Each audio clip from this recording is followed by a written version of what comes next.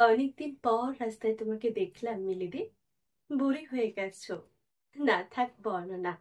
তবে ভারী কষ্ট হলো। কি রূপ ছিল তোমার একদা। সেই জাকজমকের বিয়ে মনে পড়ল। কিন্তু ফিরলে কমাস পরে স্বামী লোকটার আরেকটা সংসার দেখে অসহ্য লাগে। তুমি আর যাওনি, সেও নেন। তারপর কত বছর বয়স গা থেকে গড়িয়ে গেল।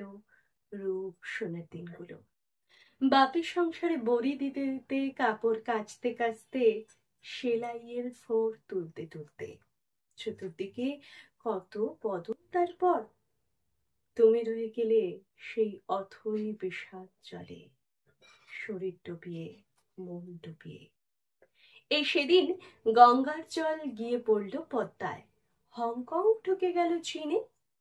তুমি কই কোনো নতুন ঘটনা নিলে না জীবনে? কি পেলে মিলিদি এতগুলো বছর? চিনতেই পারোনি। নাম ধরে ডাকতে থমকে দাঁড়ালে, অল্প মুখ তুললে চোখ।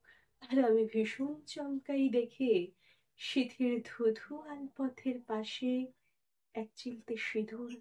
আজও, আজও ভীষণ রাগ হলো হঠাৎ। তারপরে অসহায় হয়ে যাই তোমার কথা ভেবে মিলিদি। ধুধু আলপথ দেখি, তিলক ফোটার মতন ওই এক চিলতে সিঁদুর দেখি।